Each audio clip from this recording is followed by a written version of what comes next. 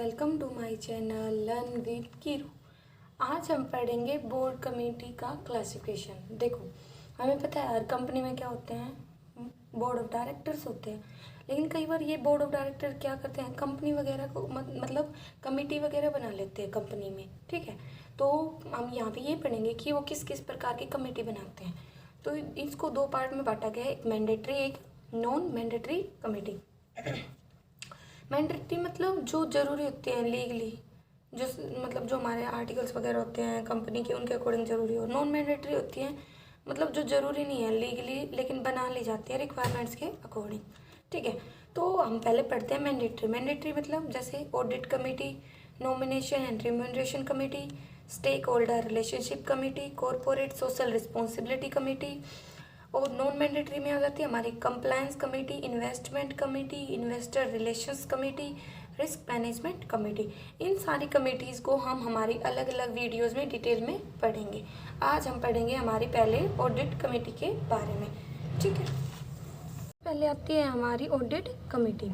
Audit committee देखो, हम पता है हमें हमारी जो भी कंपनीज वगैरह होती हैं उनमें एक ऑडिटर को अपॉइंट किया जाता है, ताकि जो भी इंटरनली है चेकिंग वगैरह की जा सके कि उसके जो भी रिकॉर्ड्स वगैरह मेंटेन किए गए हैं वो अच्छे से मेंटेन हुए हैं नहीं, उसका जो काम हो रहा है वो अच्छे से हो रहा है नहीं, कोई फ्रॉड वगैरह तो नहीं है, कोई मल प्रैक्टिस तो नहीं कंडक्ट की जा रही है। तो कहता है कि वो जो ऑडिटर अपॉइंट होता है उसकी अपॉइंटमेंट अच्छे से हुई है नहीं, उसका काम वो अच्छे से कर रहा है नहीं, उसने मतलब हर चीज़ की रिपोर्टिंग अच्छे से दी है नहीं, वो सब देखने के लिए एक ऑडिट कमेटी बनाई जाती है। तो कहता है कि जो ऑडिट कमेटी होती है ना, वो एक कमेटी होती है बोर्ड ऑफ डायरेक्टर की, जो रिस्पॉन्सिबल होती है ओवरसाइट करने के लिए जो भी फाइनेंशियल रिपोर्टिंग प्रोसीजर है, जो सिलेक्शन है एक independent and fees audit result का। मतलब जैसे कोई भी ऑर्गेनाइजेशन है उसमें इंटरनल और एक्सटर्नल दो चीज़ें होंगी। मतलब इंटरनली जो भी चीज़ें हो रही हैं, इंटरनल जो भी एक्टिविटीज़ हो रही हैं, और एक्सटर्नल जो भी काम वगैरह हो रहे हैं उनको अच्छे से ऑडिट किया गया है नहीं। ठीक है, तो कहता है कि जो ऑडिट कमेटी है वो क्या है, वो क्या रेफर करती है, वो रेफर करती है गवर्नेंस बॉडी। मतलब जो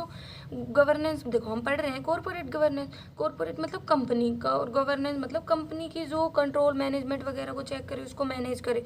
तो वो एक गवर्नेंस बॉडी हो, ठीक है, जो क्या करे, जो ऑर्गेनाइजेशन को चेक वगैरह करे, उसकी ऑडिट वगैरह को, कंट्रोल फंक्शन वगैरह को।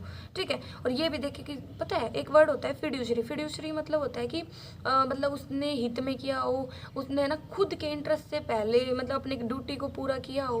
ठीक है, तो उसने अपनी जो ड्यूटीज़ है उनको पूरा किया हो।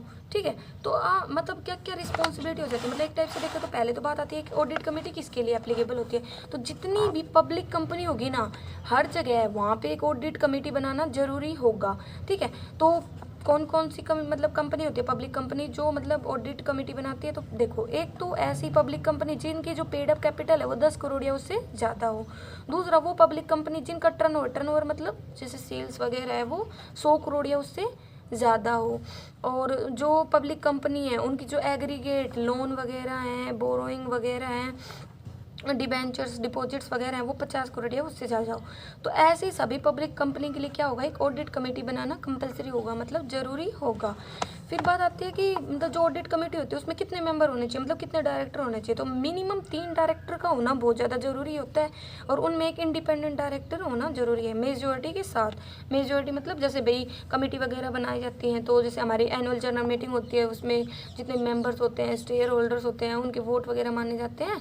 तो जो भी मेजोरिटी में वो, ठीक है, जो मेजोरिटी ऑफ मेंबर हैं ऑडिट कमेटी की, उसमें एक चेयरपर्सन भी होगा। ठीक है, चेयरपर्सन कौन हो सकता है, चेयरपर्सन वो पर्सन होगा जिसको पढ़ना आता हो और समझना आता हो कि इनको फाइनेंशियल स्टेटमेंट लाइक जैसे हमारे P&L है, बैलेंस शीट वगैरह है। ठीक है, अब बात आती है रिस्पॉन्सिबिलिटी क्या होगी ऑडिट कमेटी की। मतलब जो ऑडिट कमेटी हमने बनाई है वो क्या क्या ड्यूटीज़ परफॉर्म करेगी, उसका क्या काम होगा।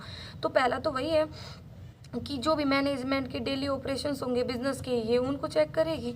ठीक है, फिर बात आती है ये इंश्योर करेगी जो फाइनेंशियल स्टेटमेंट बनाई गई हैं वो अंडरस्टैंडेबल है, ट्रांसपेरेंट है, रिलायबल है, मतलब उनको समझा जा सकता है, वो बिल्कुल क्लियर है और विश्वास के लायक है। जो monitoring choice of accounting policies and principle, फिर ये देखेगी कि भाई जैसे जो भी हमारे अकाउंट्स वगैरह बनाए जा रहे हैं उनमें कौन कौन सी पॉलिसीज़ हैं, प्रिंसिपल्स हैं, उनको फॉलो किया गया है।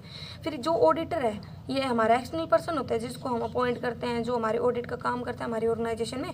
तो ये चेक करेगी कि उसकी हायरिंग है, उसका जो परफॉर्मेंस है, उसका जो इंडिपेंडेंस है, वो सही है या नहीं, मतलब उसके हायरिंग प्रोसीजर भी सही है नहीं, कैसे किसी अलग बेकार पर्सन को अपॉइंट कर लिया, अपने रिश्तेदार को अपॉइंट कर लिया, जैसे ऑडिटिंग का काम भी नहीं आता, तो मतलब वो सारी चीज़ें चेक करेगी। ओवरसाइट करेगी जो भी रेगुलेटरी कंप्लायंस है, एथिक्स हैं, विस्टल ब्लोअर, हॉस्टिलिटीज़, उन सबको। हाँ, ये विस्टल ब्लोअर के ऊपर हमने पूरा चैप्टर पढ़ा है, मतलब जैसे कोई भी आदमी है, जैसे कंपनी में गड़बड़ के बारे में पता चलता है, अगर वो उसके बारे में इन्फॉर्म करता है, क्या प्रॉपर एक्शन वगैरह लिए जा रहे हैं, क्या जो भी एथिक्स वगैरह होते हैं, मतलब जो भी रूल्स रेगुलेशंस होते हैं उनको पूरा किया जा रहा है। मॉनिटर करेगी इंटरनल कंट्रोल प्रोसेस को, जो हमारे ऑर्गेनाइजेशन में जो कंट्रोल प्रोसेस है वो अच्छे से मैनेज तो हो रहा है, नहीं ऐसे ही नहीं कि कुछ भी गड़बड़ होती है उसको इग्नोर कर दिया जाता है, प्रॉपर एक्शन ही नहीं लिए जाते।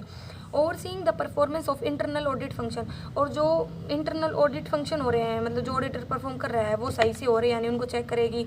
Discussing risk management policy and practice with management, और जो भी मैनेजमेंट है उसके साथ क्या डिस्कस करेगी, जो भी रिस्क मैनेजमेंट पॉलिसीज़ हैं, उनकी जो भी प्रैक्टिसेस वगैरह हैं, ये चेक करेगी कि जो रिस्क मैनेजमेंट प्रोसेस है वो अच्छे से हो रहा है बिना किसी प्रॉब्लम के, ठीक है। Helping achieve an organisation wide commitment to strong and effective internal control, और क्या हेल्प करेगी कि जैसे कोई भी ऑर्गेनाइजेशन है उसका कुछ ना कुछ गोल होता है तो उसको अचीव करने में हेल्प करेगी, और इंटरनल कंट्रोल को इफेक्टिव तरीके से अचीव करने में हेल्प करेगी। इसके अलावा और क्या क्या करेगी, ये रिव्यू करेगी कि कोई भी कंपनी है उसकी पॉलिसीज़ वगैरह हैं, क्या वो लॉ के अकॉर्डिंग फॉलो हो रही है, रूल रेगुलेशंस हैं, एथिक्स हैं, इंटरेस्ट वगैरह के साथ तो कोई गड़बड़ नहीं हो रही, मतलब खुद का इंटरेस्ट मतलब ज़्यादा प्रेफरेंस दी जा रही हो, और जो शेयर होल्डर वगैरह है उनको मतलब इग्नोर किया जा रहा हो, और ये चेक करेगी कि कंपनी में कोई मिसकंडक्ट या फ्रॉड तो नहीं हो रहा है। रिव्यू करेगी current and pending governance related litigations को, मतलब जैसे कोई भी कंपनी है उसके ऊपर कोई मुकदमे वगैरह तो नहीं चल रहे, कोई भी करंट भी चल रहा हो या कोई पेंडिंग पड़ा हो, उन सबको चेक करेगी।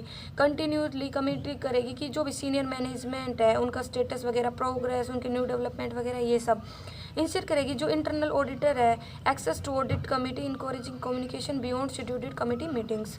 रिव्यू करेगी इंटरनल ऑडिट प्लान्स को कि जो भी कंपनी के अंदर इंटरनल ऑडिट प्लान्स है वो कैसे हैं, ठीक है। रिव्यू करेगी इंटरनल ऑडिट प्लान को, रिपोर्ट वगैरह बनाएगी जो भी ज़रूरी होंगे, और डायरेक्ट रिपोर्टिंग वगैरह तैयार करेगी एक्सटर्नल ऑडिटर के साथ। इस तरह से एक ऑडिट कमेटी अपना काम करेगी। नेक्स्ट में हम रिम्यूनरेशन कमेटी के बारे में पढ़ेंगे। Thank you, like, subscribe and share to my channel.